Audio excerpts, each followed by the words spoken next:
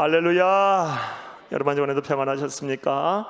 우리 옆에 분들 뒤에 분들 우리 인사 나누고 하나님 말씀 나누겠습니다. 우리 주 안에서 사랑합니다라고 함께 인사하시겠습니다. 영상 예배 드리시는 분들 또 3층 4층에서 예배 드리시는 분들 사랑하고 축복합니다.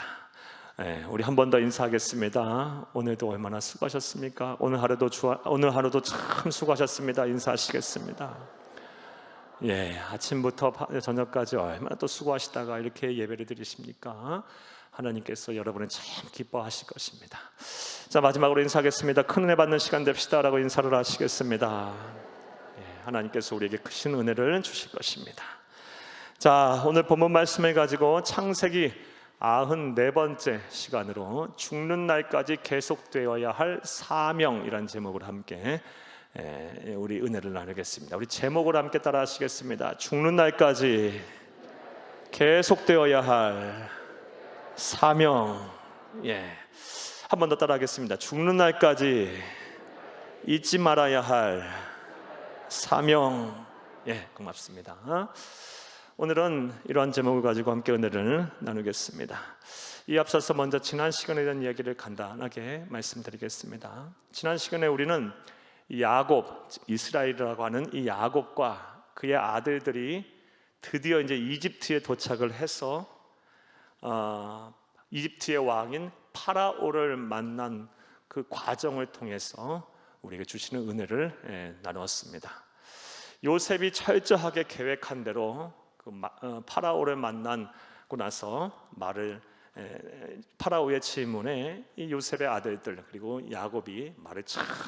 야곱의 아들들 그리고 야곱이 참 말을 잘했어요. 그래서 준비된 땅인 고센 땅에 그들이 이제 정착을 하게 됩니다.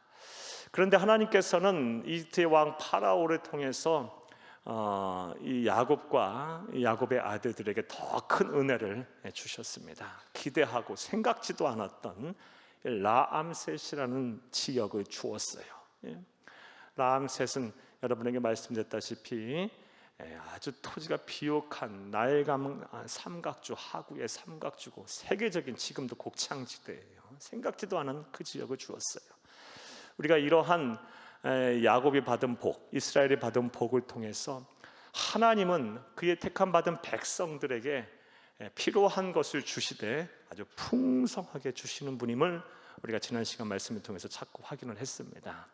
사랑하는 여러분, 하나님은 우리가 기도하고 또 바라고 원하는 것만 주시는 것이 아니고 알아서 또 우리에게 또 우리가 기도하고 바라지 않는 것까지도 풍성하게 주시는 그런 사랑의 아버지, 사랑의 구주이심을 믿으시기를 간절히 주의 이름으로 축복합니다. 따라서 우리는 무엇을 하면 돼요? 열심히 사명을 감당하면 돼요. 먼저 그의 나라와 그 의를 구하라. 그러면 이 모든 것을 너에게 더하시리라 라고 말씀하셨어요. 너희는 무엇을 먹을까, 무엇을 마실까, 무엇을 입을까 염려하지 말라. 이는 다 이방인들이 구하는 것이라.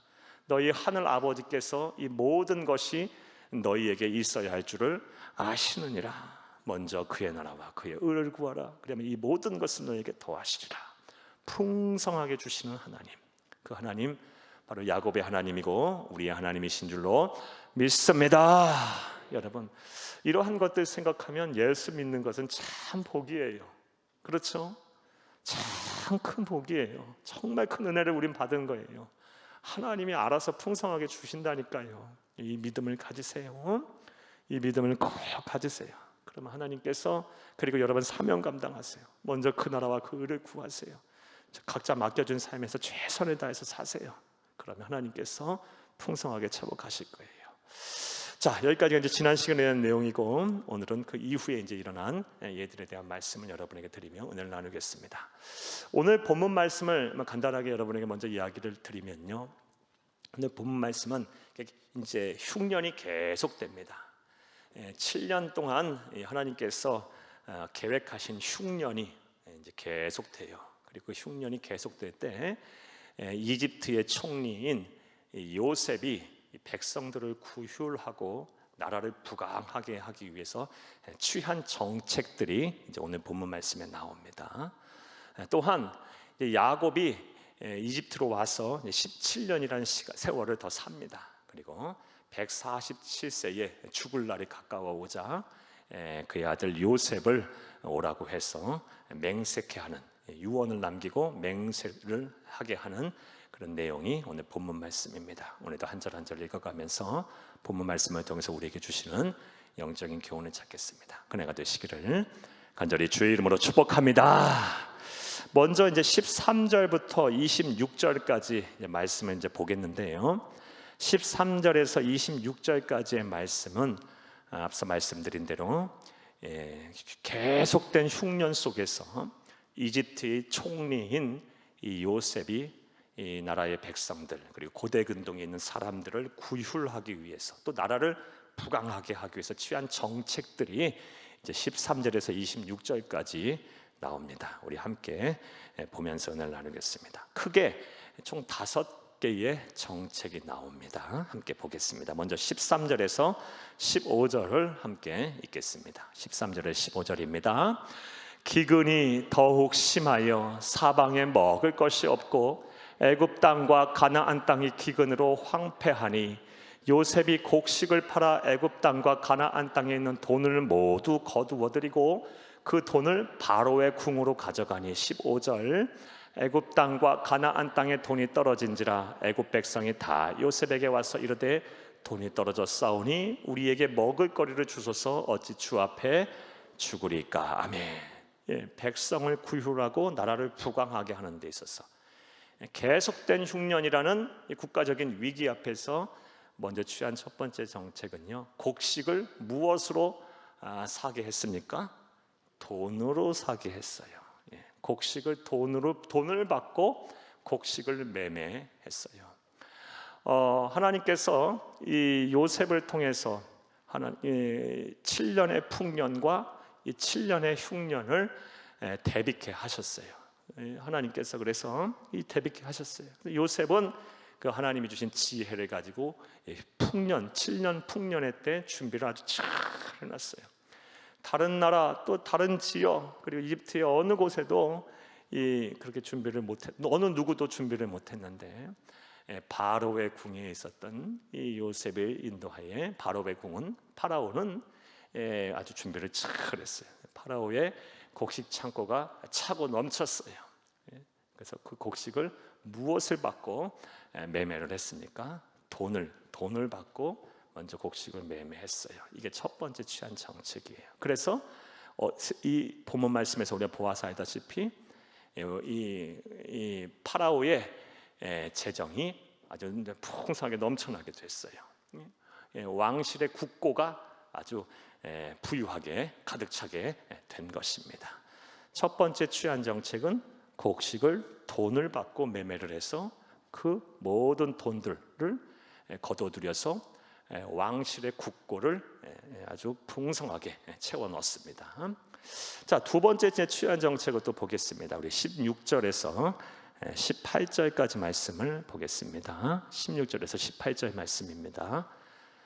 요셉이 이르되 너희의 가축을 내라. 돈이 떨어졌은즉 내가 너희의 가축과 바꾸어 주리라. 17절 그들의 가축을 요셉에게 끌어오는지라 요셉이 그 말과 양떼와 소떼와 나귀를 받고 그들에게 먹을 것을 주되 그 모든 가축과 바꾸어서 그 해 동안에 먹을 것을 그들에게 주니라. 18절 그 해가 다 가고 새 해가 되매 무리가 요셉에게 와서 그에게 말하되 우리가 주께 숨기지 아니하나이다. 우리의 돈이 다 하였고 우리의 가축대가 주께로 돌아갔사오니 주께 낼 것이 아무것도 남지 아니하고 우리의 몸과 토지뿐이라. 아멘. 두 번째 이제 취한 정책은 뭐냐?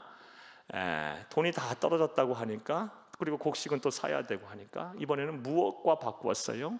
그들이 소유하고 있는 가축들과 바꾸었어요. 그래서 모든 가축, 말과 양떼와 소떼들을 다 거두어 들여서 이번에도 어디에?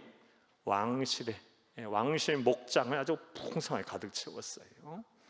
사랑하는 여러분, 이 이집트인들은 유목민들이 아니에요. 가축을 키우는 민족들이 아니에요. 이들은 농경 민족이에요. 따라서 이 말과 양떼와 소떼들은 무엇이냐? 이건 쉽게 말하면 사치품들이에요. 그들에게 있어서 그 모든 것들을, 귀중한 사치품들을 다 이렇게 거둬들인 거예요. 고대 역사를 연구하는 사람들의 이야기를 들으면요, 이 요셉 당시의 말은 아주 진귀한 그런 물품이었어요. 생물이었기도 했고요. 이 말을 키우고 말을 소유한 나라가 고대 근동에 그렇게 몇 나라 되지 않았어요. 그래서 어떤 사람은 이렇게 표현하기도 해요. 말은 오늘날로 말하면은 아주 고급 스포츠카예요. 고급 세단 스포츠카를 그들이 이제 소유하고 있었던 거예요. 그것들을 어떻게 했다? 다 거둬들인 거예요. 사치향락품, 그리고 모든 이 가축들을 다 이게 거둬들여서 왕실의 목장을 아주 풍성하게 채워 넣습니다. 두 번째 취한 정책은 사치와 향락, 그리고 가축들을 다 품들을 다 거두어들여서 왕실의 목장을 든든하게 채워 넣었어요. 자, 그 다음에 이제 또 취한 정책, 그 다음 취한 정책을 보겠습니다. 우리 19절에서 22절까지 말씀을 보겠습니다. 세 번째 취한 정책. 우리가 어찌 우리의 토지와 함께 주의 목전에 죽으리이까? 우리 몸과 우리 토지를 먹을 것을 주고 사소서. 우리가 토지와 함께 바로의 종이 되리니 우리에게 종자를 주시면 우리가 살고 죽지 아니하며 토지도 황폐하게 되지 아니하리다. 20절. 그러므로 요셉이 애굽의 모든 토지를 다 사서 바로에게 바치니 애굽의 모든 사람들이 기근에 시달려 각기 토지를 팔았음이라. 땅이 바로의 소유가 되니라. 21절. 요셉이 애굽 땅 이 끝에서 저 끝까지의 백성을 성읍들에 옮겼으나 22절. 제상들의 토지는 사지 아니하였으니 제상들은 바로에게서 녹을 받음이라. 바로가 주는 녹을 먹음으로 그들 토지를 팔지 아니함이었더라. 아멘. 사랑하는 여러분, 여기까지 보겠어요. 세 번째, 이제 곡식과 무엇을 바꿉니까? 토지를 바꿔요. 토지를 전부 사들여서 토지를 국유화합니다. 이게 또 굉장히 중요해요. 좀 이따 말씀드릴게요. 토지를 국유화해요. 토지를 국유화해서 세 번째 취한 정책은 오늘날로 말하면 조금 의미는 다르지만 그래도 의미가 좀 유사하다고 생각하면 토지 공개념을 한 거예요. 구약 시대에. 그래서 토지의 온 나라의 토지를 국가가 이제 소유를 하고, 그리고 다 토지를 이제 재분배하는 거예요. 토지 소유는 국가가 하고, 그리고 백성들에게 토지를 다시 다 재분배를 이렇게 합니다. 그 정책을 취해요. 세 번째, 토지를 국유화합니다. 자연적으로 이렇게 토지를 국유화하면 어떤 현상이 일어나겠어요? 지방에 토지를 소유하고 있던 사람들이 그래서 막 지방에서 힘이 있고 막 지방에서 일반 백성들을 착취하고 유린하던 사람들이 토지를 다 잃게 되겠죠. 그래서 국가 중앙집권적인 그런 권력이 이제 형성이 되는 거예요. 권력이 이제 왕 앞에 이제 모든 권력이 이렇게 집중이 됩니다. 자, 세 번째 취한 정책은 흉년의 때 백성을 구휼하고 나라를 부강하게 하기 위해서 취한 정책은 토지를 국유화합니다. 자, 네 번째 취한 정책을 보겠습니다. 이제 23절 말씀 보겠습니다. 23절입니다. 요셉이 백성에게 이르되 오늘 내가 바로를 위하여 너희 몸과 너희 토지를 샀노라. 여기 종자가 있으니 너희는 그 땅에 뿌리라. 아멘. 네 번째 취한 정책은 토지를 국유하고 나서 뭐 합니까? 토지를 다 이제 재배치해요. 다시 다 나눠줘요. 소작농 제도를 시행합니다. 소작을 맡겨요. 종자를 주고 토지를 다 재분배해서 나눠준 다음에 종자를 다 주는 거예요. 그리고 소작농 제도를 실시하게 됩니다. 그러니까 나라의 구조가 완전히 바뀌는 거예요. 산업의 근간이 완전히 바뀌는 거예요. 사회 구조, 경제 구조가 완전히 바뀌고 재편이 되는 거예요. 요셉 참 대단한 사람이에요. 네 번째는 소작농 제도를 실시합니다. 그래서 나라의 이 경제 구조를 바꿔서 나라를 이제 부강하게 만들고 백성들을 위기의 때, 이 극심한 흉년의 때 백성들을 구휼하고 하게 됩니다. 네 번째 취한 정책은 소장농 제도입니다. 소장농 제도.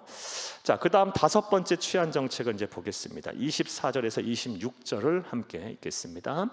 추수의 5분의 1을 바로에게 상납하고 5분의 4는 너희가 가져서 토지의 종자로도 삼고 너희의 양식으로도 삼고 너희 가족과 어린아이의 양식으로도 삼으라. 그들이 이르되 주께서 우리를 살리셨사오니 우리가 주께 은혜를 입고 바로의 종이 되겠나이다. 26절, 요셉이 애굽 토지법을 세우매 그 5분의 1이 바로에게 상납되나 세상의 토지는 바로의 소유가 되지 아니하여 오늘날까지 이르니라. 아멘. 그 다음 다섯 번째 취한 정책이 뭡니까? 세제 개혁입니다. 세금을 걷어들이는 것이 재편이에요.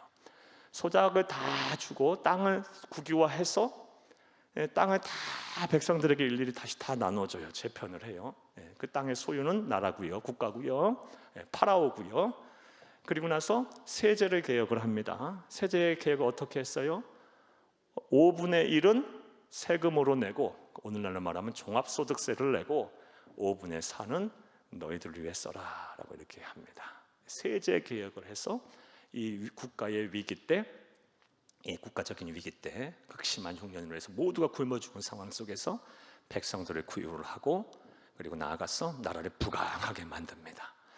자, 이렇게 다섯 가지. 먼저는 이제 돈으로 곡식을 사게 해서 왕실의 국고를 아주 든든하게 하고, 그리고 이제 사치품, 향락품을 비롯해서 또 여러 가축들을 다 또 거두어들여서 사회 기강을 바로잡고, 그리고 왕실의 목장을 또 든든하게 하고, 또 말이나 양떼, 소떼를 거둬들여서 가축을 거둬들였다는 것은 이게 또 이 전쟁에서 수레도 끌고 또 전쟁 무기로도 사용하는 거 아니겠어요? 이건 뭐예요? 또 한편으로는 군비도 확장한 거예요. 한편으로 또 생각을 하면.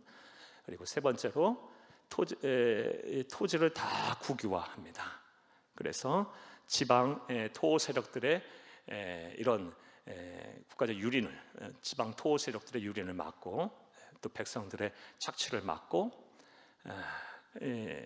중앙 집권적인 그런 권력 체제를 유지하고, 그리고 이제 세제를 개혁을 해서 백성들을 구휼하고 사회 경제적인 기강 바로잡고 구조를 재편합니다.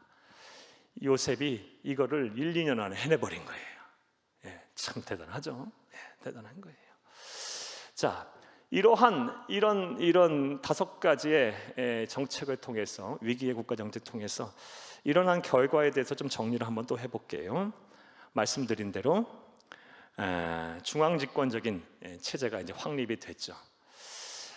당시 이 고대 근동 사회는요, 중앙 집권적인 체제가 아니었어요. 특별히 지금으로부터 이게 지금 약 3,900년 전의 일이거든요. 엄청 오래된 일이에요. 아직 중앙 집권적인 체제가 갖춰지기 전이에요. 그래서 이 지금 애굽도 마찬가지예요. 이집트도 마찬가지예요. 특별히 이 이집트의 이 당시의 왕조가 제15왕조 힉소스 왕조라는 왕조가 들어섰을 때예요. 이 힉소스 왕조는 애굽 사람이 세운 나라가 아니고 이방 사람들이 애굽을 들어와서, 이집트에 들어와서 세운 왕조예요. 그러다 보니 그냥 끊임없이 반란도 일어나고, 또 지방에 있는 토착 세력들이 파라오의 말을 안 듣는 거예요. 그런데 이런 다섯 가지의 개혁을 통해서 왕권으로, 중앙 집권적인 왕권 체제가 확립이 딱 되는 거예요. 그럼 어떤 자연적으로 어떤 현상이 일어나겠어요? 사회가 안정이 되겠죠. 그냥 매일 반란이 일어나고, 그리고 지방의 토착 세력들은 말 안 듣고 막 이랬는데, 이런 일들은 개혁을 통해서 사회가 이제 딱 안정이 되는 거예요. 이런 현상이 일어났겠고요. 그리고 7년의 풍년 동안 표현 못할 정도의 풍년이었거든요.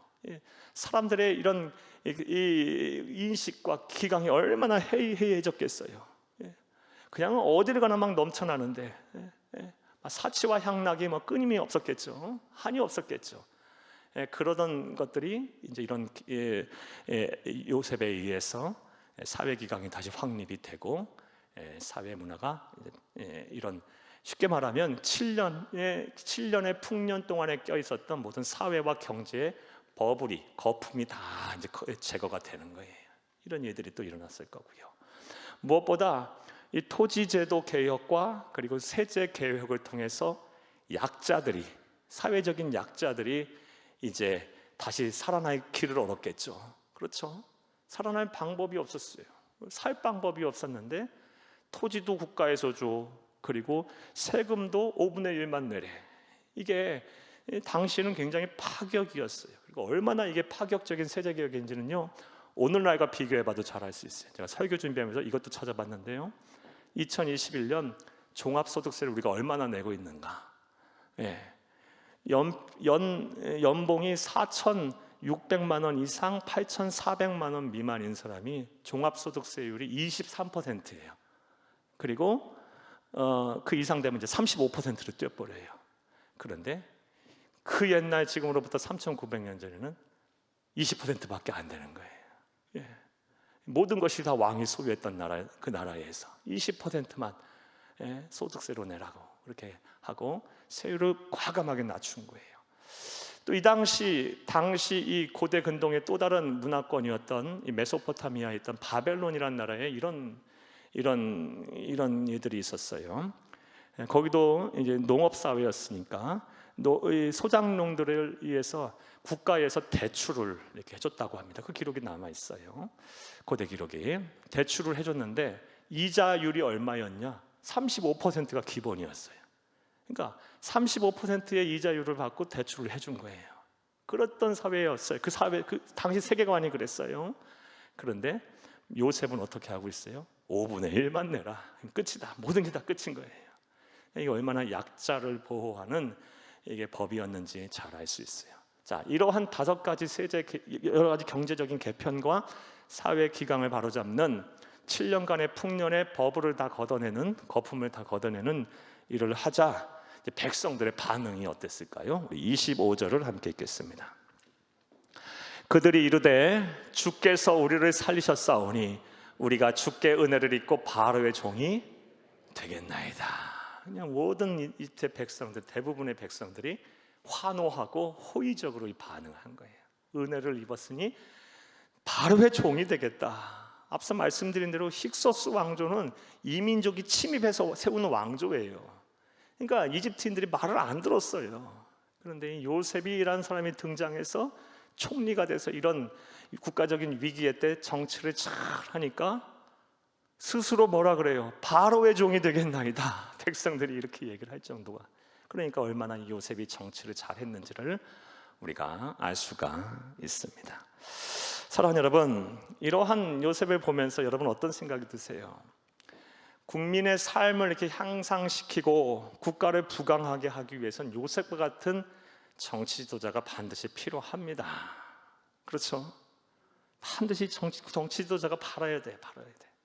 이런 지도자들, 요셉과 같은 사람이 우리나라도 있어야 되겠어요. 우리 국가가 부강하고 사회가 안정이 되고 평안하고 경제가 이게 발전하고 성장해야 우리도 마음껏 신앙생활하고 또 세계 열방을 향해 복음도 전할 수 있는 것이고 또 하나님의 나라를 이룰 수 있는 거예요. 그런 의미에서 볼 때 이 나라에는요, 국가에는요, 반드시 요셉과 같이 이렇게 하나님을 잘 경외하며 지혜가 있고 그리고 아주 성실하고 정직하며 정치를 잘하는 지도자들이 반드시 필요하다라는 것을 우리가 알 수가 있습니다. 그런데 안타깝게도 오늘 우리나라의 모습은 그렇지 못한 것 같아요. 지금부터 약 25년 전에, 26년 전에 작년 말에 세상을 뜬 우리나라 최고 기업의 오너가 이런 말을 했어요. 저 중국에 가서 이런 말을 했어요.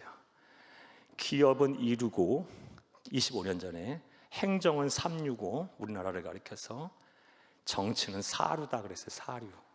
25년이 지난 시점에서 가만히 설교 준비하면서 생각을 해보니까 여러분 다 공감할 거예요. 기업은요 초인류도 됐어요. 기업가들이 얼마나 열심히 일합니까? 그리고 우리나라 사람들이 얼마나 똑똑한지 몰라요. 그리고 참 부지런해요. 기업은 인류가 된 것 같아요, 제 생각에. 그런데 정치는 과연 인류가 됐을까? 사류? 오류 된 것 같아요. 오류. 더 안 좋아진 것 같아요. 그 당시보다도 오히려. 그래서 우리 깨어 있는 우리 그리스도인들이 얼마나 나라를 위해서 기도해야 할지를 우리가 더 이런 요셉 같은 지도자가 나오도록 우리가 더 기도하고 더 하나님 앞에 구해야 줄로 믿습니다. 하나님 국가적인 위기 때 반드시 그런 지도자를 세울 거예요. 사리사욕 당리당략에 얽매이지 아니하고 정말 사회를 착하게 통합하고 약자들을 돌보고 경제를 부강하게 하고 사회의 모든 게 거품들을 걷어내는 그런 지도자가 세워지도록 우리가 기도해야 할 거예요. 우리 그리스도인들은 항상 지도자는 하나님이 세우신다 그랬으니까 하나님의 나라 국가 지도자를 반드시 세울 거예요. 그러니까 그런 사람이 서도록 우리가 반드시 기도하고 하나님 앞에 구해야 할 줄로 믿습니다. 이 요셉의 모습을 보면서 우리가 배우고 깨달아야 할 영적인 진리입니다. 자, 사랑하는 여러분, 저는 지금까지 13절에서 이제 26절까지의 말씀을 보면서 계속된 흉년 속에서 국가적인 위기에 있을 때 이 이집트의 총리였던 요셉이 어떻게 정책을 취해서 이 백성들을 구휼하고 그리고 나라를 부강하게 했는지에 대한 말씀을 드렸어요. 자, 그런데 우리는 성경을 읽을 때 항상 영적인 시각으로도 또 봐야 돼요. 지금 말씀드린 건 팩트예요, 사실이에요, 사실적인 이해예요. 성경을 읽을 때는 항상 영적인 시각, 신앙적인 측면에서 우리가 항상 고려하면서 봐야 돼요. 요셉은 지금요 7년의 풍년이라는 시간 동안 그리고 그동안 쌓여왔던 모든 거품들을요 이 국가적인 위기 때 하나님 주신 지혜를 가지고 다 이렇게 걷어냈어요. 그리고 사회와 경제를 완전히 재편해 버렸어요. 구조조정을 다시 다 해버렸어요. 자, 이것은 이제 우리 영적인 시각으로 이제 적용을 해봐야 되겠죠. 우리 또한 우리가 이 풍요로움에 취해, 그리고 삶의 편안함에 취해, 또 여유로움에 취해 우리의 신앙 속에 끼어 있는 버블들, 거품들이 무엇이 있는지 잘 생각을 하셔야 돼요. 그리고 우리 다 이거 지금 말씀 들으면서 걷어내야 돼요. 그리고 각오하고 결단하고 회개하면서 결단하면서 걷어내야 합니다. 여러분, 지금 여러분 말씀을 들으시는 여러분들, 그리고 삶의 자리에서 예배 드리시는 여러분들, 특별히 우리는 코로나 장기화라는 이 세상 속에 살고 있어요. 편안함과 여유로움과 풍요로운 세상, 거기다가 코로나라는 전혀 예상치 못한 변수 속에서 우리가 살고 있는데, 이러한 때 여러분의 신앙의 속에 스물스물 들어와서 자리 잡은 거품들이 무엇입니까? 이거 다 걷어내야 돼요. 요셉처럼 다 걷어내서 영적 구조조정을 다시 해야 돼요. 예를 들어 어떤 분들은 이 형식주의라는 거품이 껴 계신 분들 계실 거예요. 여유로움에 취해, 풍요로움에 취해, 또 코로나라는 상황에 취해서 그냥 다 모든 신앙이 형식주의가 돼버렸어. 형식적이 돼버렸어. 예배도 그냥 형식적으로만 드리고, 예물도 하나님 앞에 형식적으로만 드리고, 그런 척 해주는 거야 하나님 앞에서. 그런 성도들 많을 것 같아요. 주일날 한번 하나님 앞에 예배 드리는 척 해주면 되는 거야. 성전에서 나와 예배를 드리던, 삶의 자리에서 영상 예배 드리던, 신앙이 그냥 형식주의로 변하신 분들 계실 거예요. 이거 거품이에요. 신앙의 거품이에요. 풍요로움에 취해, 이 코로나라는 이런 변수에 취해서 우리 신앙 속에 끼어든, 우리의 영혼 속에, 우리의 삶 속에 자리 잡은 버블들이에요. 이거 걷어내야 돼요. 완전히 걷어내시기를 간절히 주의 이름으로 축복합니다. 또 어떤 분들에게는요 편리주의라는 게 낄 수도 있어요. 편리주의. 그냥 모든 게 그냥 다 편하면 좋은 거야. 편하면. 그런데 하나님은 우리에게 그렇게 신앙생활하라고 그러지 않으시거든요. 너희는 마음을 다하고 목숨을 다하고 뜻을 다하고 힘을 다하여 주 너희 하나님을 사랑하라 그랬지, 네 편한 대로 주 너희 하나님을 사랑해라 그러지 않으셨어요. 누누이 말씀드리지만 신앙생활은 최선을 다해서 하는 거예요. 내 힘이 붙이는 데까지 하는 거예요. 하나님의 은혜를 구하면서 하는 거예요. 그렇게 하면서 기도도 대충대충 하지 마세요. 응답이 될 때까지 하세요. 예배도 대충대충 하지 마세요. 옷도 좋은 거 입고 와서 예배 드리세요. 저도 주일날 예배 드릴 때마다 저 한 번 예배 끝나면 그냥 속옷부터 전부 다 그냥 양말까지 다 갈아입고 다시 와서 예배 드려요. 물론 막 땀도 나고 그러기도 하겠지만 그렇지 않으려고 옷도 다 팀 데님으로 다 데려서 입고 다시 나와서서 예배드려요. 마음가짐이 달라요, 여러분. 저처럼 예배드리라고 하는 게 아니고 저도 제 나름대로 이렇게 몸부림치고 있는 거예요. 신발도 어떻게든 막 닦고요. 예배드릴 때 그렇게 안 하려고 그래요. 마음가짐이 달라요. 우리가 이 편리주의라는 것 취해서 그냥 너무 쉽게 살아요. 예배도. 그리고 전도 선교 아이고 하고 싶은 사람이나 하라 그래. 난 은사도 없고 뭐도 없어 이런 소리는 하고 있고, 하나님 앞에 예물 드리라고 하면요, 그거 드리라 하면요 뭔 예물도 안 드리시는 분들이 그렇게 말들이 많은지. 그런데 정말 제가 봐도 너무 정말 봐도 막 힘들게 사시는 분들이 마음을 다하여 액수를 말하는 게 아니에요. 막 정성을 다해 드리시는 분들 계세요. 제 마음도 막 울컥울컥한데 하나님 얼마나 기뻐하시겠어요. 여러분 정성을 다해서 드리세요. 우리 신앙생활은 그렇게 해야 되는 거예요. 편리주의에 빠져서 이 편리주의라는 버블이 껴서 거품이 껴서 신앙생활을 엉망을 하고 계신 분들도 많을 거예요. 우리의 풍요로운 우리가 세상을 지금 살고 있고요. 참 우리나라 잘 살아요. 여러분 우리나라 사람들처럼 이렇게 외식 많이 하고요, 우리나라 사람처럼 여행 잘 다니고 옷 잘 입은 사람 전 세계에서 몇 나라 안 돼요. 아니 별로 못 봤어요. 제가 그 선진국이라는 나라에서 살아봤는데요, 우리나라 사람처럼 이렇게 잘 먹고 잘 놀고 잘 쓰고 하는 사람 많이 못 봤어요. 참 잘 사는 나라예요. 하나님 복 많이 주신 나라예요. 여러분 요즘 사는 것이 힘들어요. 힘들고 젊은 청년들 정말 힘들게 살아요. 안타까워요. 힘들어요. 힘들게들 살아요. 우리 젊은 청년들을 향해서 나 때는 그렇게 시작했는데 너희들은 그렇게 막 시작 못하냐, 너희들 이렇게 나약하냐 이런 소리 하시면 안 돼요. 그 시대하고 지금 시대는 전혀 또 다른 시대예요. 전혀 다른 세대예요. 세상이 달라졌어요. 함부로 그렇게 말하면 안 돼요. 저도 함부로 그런 말 안 하려고 얼마나 조심하는지 몰라요. 행여 막 그런 말 하고 싶어요. 저도 오래 살지는 않았지만 그래도 그 시대는 넘어선 사람이기에 나 때는 그랬어 막 이러고 싶어요. 여러분 그런 소리 하시면 안 돼요. 우리 젊은 청년들 힘들게 살아요. 우리 학생들도 힘들게 살고요.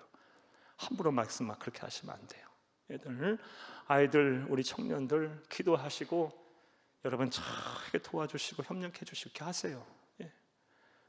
참 힘들게들 살아요. 그런데 못 하잖아요. 안 하잖아요. 아니, 안 하는 게 아니라 못 한다고 봐야죠. 요즘 젊은 청년들 평균 결혼은 언제 합니까? 35, 36, 37에 해요. 보통요. 왜요? 살기가 힘드니까. 이해해야 됩니다. 나 때는 사글세부터 시작해서 그때는 다 못 살았잖아요. 그런 소리 하면 안 되는 거예요. 지금은 빈부의 격차도 심하고 경쟁도 심하고요. 우리 자녀들이 사는 시대가 세상이 달라요. 여러분 우리 그리스도인들은 말 한마디라도 조심해야 될 것 같아요. 우리 청년들이 항상 소망 있는 삶 살도록 우리가 기도해야 할 줄로 믿습니다. 자, 사랑하는 여러분, 우리는 이 성경을 읽을 때 항상 영적인 시각으로도 항상 봐야 됩니다. 이런 요셉이 이 국가적인 위기 때 사회의 기강을 바로잡고 그리고 경제를 구조조정을 통해서 개편을 함으로 백성들을 구휼하고 그리고 나라를 부강행했던 정책을 취한 것을 통해서 우리 또한 신앙적인 면에서 풍요로움에 취해 그리고 코로나 장기화라는 이 상황 속에 취해서 우리의 신앙성에 껴있는 거품들이 있다면 여러분 빨리 걷어내세요. 이게 기회예요. 기회. 지금 아니면 언제 합니까? 기회입니다.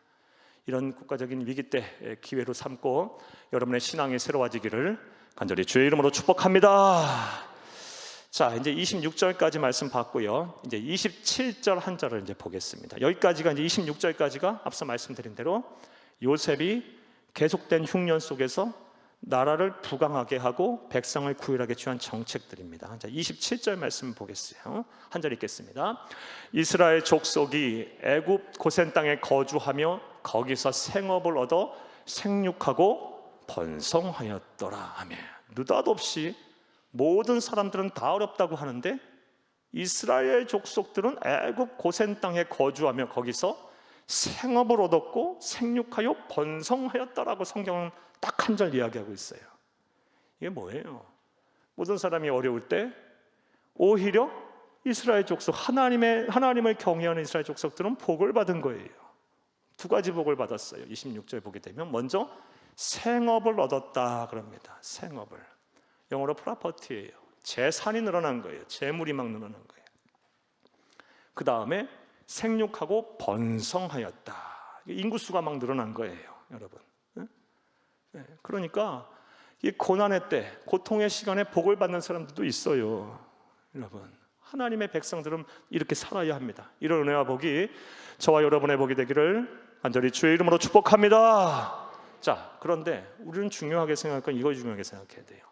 그들이 무엇을 했기에 이는 다 고통의 시간에, 고난의 시간에 이들은 생업을 얻고 생육하고 번성하게 됐을까요? 무엇을 했기에? 그들이 뭐 성공을 위해서, 고난을 돌파하기 위해서 계획을 세웠나요? 무슨 기획을 짰나요? 무슨 개발 계획을 세웠나요? 아무것도 없어요. 오히려 그들은 무엇을 했느냐?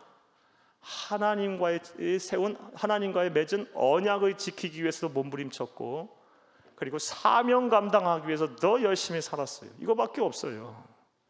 그런데 하나님께서는 고난의 시간에 다른 사람들은 힘들어서 다 죽겠다고 하는 상황 속에서 오히려 재물이 늘고 생업이 늘고 생업을 얻고, 그리고 무엇을 했어요? 생육하고 번성케 되는 복을 누렸어요. 사랑하는 여러분, 이를 통해서 우리는 귀한 아주 영적 교훈 하나를 얻을 수가 있어요. 어떤 것을 알고 있을 수 있냐? 우리가 인생의 성공을 위한 몸부림치는 것보다 하나님과의 언약을 지키고 사명을 감당하기 위해서 더욱 열심히 살아야 된다라는 귀한 영적 교훈을 얻을 수 있어요. 이것을 일찍이 이 창세기를 기록한 모세가 정확하게 알고 있었어요. 그래서 이 이스라엘 족속의 성공에 대한 이야기를 하면서, 고난의 시간 동안 성공에 대한 이야기를 하면서 그 이후에 1절 성공과 관련된 이야기를 전혀 안 해요. 28절부터 이제 우리 31절 보겠는데, 하나님과의 맺은 언약을 지키기 위해서 몸부림치는 야곱의 모습이 나와요. 사명 감당해서 죽는 날까지 사명 감당하기 위해서 막 열심히 몸부림치는 야곱에 대한 이야기를 그냥 27절 복 받았다는 얘기 한번 하고 끝내버리고 바로 그 이야기를 바로 이어서 하고 있어요. 사랑하는 여러분, 우리 그리스도인들은 우리 세상 살면서 오는 이 경제적인 부유함과 넉넉함은 하나님이 주시는 선물이에요. 선물로 여겨야 되는 거예요. 그리고 우리가 하나님과의 맺은 언약을 지키기 위해서 막 몸부림치고 사명 감당하기 위해서 하다가 막 몸부림치는 가운데 우리에게 주어지는 부산물과도 같은 거예요. 이것에 대한 근데 이 선물과 부산물을 위해서만 살려고 하면 안 되는 거예요. 그렇게 산다고 해서 주어지는 것도 아니고, 그렇게 해서 뭐 얻었다고 한들 기쁨도 없는 거예요. 사랑하는 여러분, 물론 인생의 성공을 위해서 열심히 살아야 돼요. 그런데 우리가 분명히 알아야 될 것은, 그렇게 인생의 성공을 위해서 지금 바쁘게 살고 다 포기하고 살고 그것만 위해서 달려간다 한들 세월이 지나게 되면 그 이력서 딱 한 줄 긋는 것밖에 없어요. 뭐가 남아요, 여러분? 그렇죠? 우리가 정말 몸부림치고 살아야 할 것은 하나님과의 맺은 언약, 그리고 주신 사명을 감당하기 위해서 몸부림치세요. 그러면 선물 주시고 부산물 주실 거예요. 그래서 여유롭고 넉넉한 삶 살게 해주실 거예요. 하나님께서 이런 복을 여러분에게 주실 줄로 믿습니다. 이것을 알아라 하면서 27절에 성공에 대한 이스라엘 백성의 얘기를 하고 끝났어요. 그리고 오히려 28절에서 31절까지의 말씀에서는 인생의 성공을 위해서 몸부림치는 사람에 대한 이야기가 아닌, 야곱이 죽기까지, 죽음을 앞두고도 막 하나님과 맺은 언약을 지키기 위해서 몸부림치는 그 모습을, 그 내러티브를 이야기하고 이 기사로 쓰고 있어요. 자, 27절 말씀 됐습니까? 한번 따라 하시겠습니다. 인생의 성공을 위한 몸부림보다 하나님과의 언약을 지키고 사명을 감당하기 위한 열심이 더 중요하다. 이게 그리스도인이 사는 법입니다. 꼭 이렇게 사시기를 저와 여러분이 대할 줄로 믿습니다. 자, 이제 28절에서 31절 말씀을 보겠어요. 28절에서 31절 앞서 말씀드린 대로 죽기까지 하나님과의 언약을 막 지키기 위해서 사명 감당해서 몸부림치는 이스라엘 야곱의 모습이 나옵니다. 먼저 28절을 함께 읽겠습니다. 28절만 읽습니다. 야곱이 애굽 땅에 17년을 거주하였으니 그의 나이가 147세라. 아멘. 사랑하는 여러분, 이 28절 한 절만 보아도 참 아주 흥미롭고 아주 감동적인 사실 하나를 발견할 수가 있습니다. 28절 야곱이 애굽에 와서 요셉과 더불어서 17년을 함께 살았어요. 그리고 나서 이제 147세에 이제 세상을 뜹니다. 그런데 여러분, 이 17년 동안 이집트에서의 삶 살았다는 것에 대해서 우리가 좀 주목을 해볼 필요가 있어요. 17년 동안 이집트에서의 삶은 야곱에게서 꿈 같은 삶이었을 거예요. 요셉도 마찬가지겠죠. 꿈에 그리던 그 아버지와 만나서 17년을 그렇게 행복하게 살았을 거예요. 넉넉하게 걱정 없이 하나님이신 은혜로 막 생업을 얻고 막 번성하는 모습을 보면서 아주 행복하게 살았어요. 그런데 여러분, 이 17년이라는 숫자를 주목해야 된다 그랬어요. 여러분, 이 17년 숫자를 왜 주목해야 하냐? 요셉이 아버지 가나안 땅에 살 때 이집트의 노예로 팔려온 나이가 몇 살이에요? 17년이에요. 17년. 그러니까 요셉에게도 그렇고 야곱에게도 그렇고 이 17년이라는 세월은 요셉이 아버지 야곱의 집에 있을 때 얼마나 시기와 질투와 미움을 받았습니까? 형제들에게. 네? 집단적인 막 따돌림을 받고. 그런데 그 고통의 시간, 17년의 시간을 이후 하나님께는 똑같이 17년이라는 세월을 아버지와 함께 살고 형제들이 다 화목하게 시기와 더 이상 시기 질투하지 않고 막 마음이 하나가 되고 막 우애 있게 지내면서 17년의 시간을 아버지와 함께 이집트에서 보내게 하셨어요. 이러한 경우가 성경에 또 나와요. 아브라함이 하나님의 부르심을 받은 때, 사명을 받은 때, 그래서 하란 땅을 떠나서 강을 건너 가나안 땅으로 들어온 나이가 75세입니다. 75세. 그리고 100세에 이삭을 낳습니다. 이삭을 낳고 75년을 더 살아요. 175세 죽어요. 그러니까 아브라함에게서의 75년, 75세까지의 삶은 우상 숭배자들과 함께 거하고 또 거기다가 애도 못 낳아. 그래갖고 그냥 그 당시 애를 못 낳는다는 거 오늘하고는 비교가 안 되는 치욕이거든요. 그냥 치욕적이고 우상 숭배에 쩌든 그냥 힘들고 어려웠던 고통의 시간이었는데 100세에 딱 이삭을 낳아서 마음의 소원이 홍 이루어지고 그 이후 75년의 시간 이삭과 더불어서 아주 행복한 시간을 보낸 거예요. 75살의 고통의 시간들을 하나님 고스란히 또 75년의 행복한 시간으로 바꿔 놓으셨어요. 이 모습을 보면서 우리 귀한 교훈을 하나 또 얻어요. 우리의 고단한 세월을 아시고 그 세월만큼 위로하시는 하나님을 보게 됩니다. 여러분, 지금 힘든 막 세월, 시간들을 보내고 계신 분들 많이 계실 거예요. 여러분, 하나님, 이제 우리는 어떤 하나님을 바라봐야 돼요? 지금 우리의 힘들고 어려운 시간만큼 그 시간 이상으로 우리를 세월만큼 위로하실 그 하나님을 이제 여러분 바라보시기를 간절히 주의 이름으로 축복합니다. 이런 것 생각하면 지금 어려운 시간들도 다 지나가게 할 수 있어. 다 흘려보낼 수 있어. 반드시 때가 되면 이 고통의 순간, 그 시간 이상의 세월을 우리 행복의 시간 하나님 바꿔놓으실 것이고 우리를 위로하실 거니까. 야곱의 하나님, 아브라함의 하나님은 우리의 하나님이신 줄 믿으시기를 간절히 주의 이름으로 축복합니다. 축복합니다. 한번 따라할까요? 역시요. 우리의 고단한 세월을 아시고 그 세월만큼 위로하시는 하나님을 바라보자. 여러분 꼭 바라보고 믿으시는 여러분 되기를 간절히 바랍니다. 할렐루야. 자, 이제 29절에서 31절에 보겠습니다. 29절에 31절, 죽을 날이 가까우자 야곱이 147세에 가장 신이 많은 아들인 요셉을 부릅니다. 요셉에게 맹세하게 합니다. 어떠한 맹세를 하게 했는지 한번 보겠습니다. 29절에서 31절을 함께 읽겠습니다. 이스라엘이 죽을 날이 가까움에 그의 아들 요셉을 불러 그에게 이르되 이제 내가 네게 은혜를 입었거든 청하노니 내 손을 내 허벅지 아래 넣고 인애와 성실함으로 내게 행하여 애굽의 날에 장사하지 아니하도록 하라. 아멘. 29절에 손을 허벅지 아래 넣고 맹세하게 한 것은 당시 고대 근동의 관습이에요.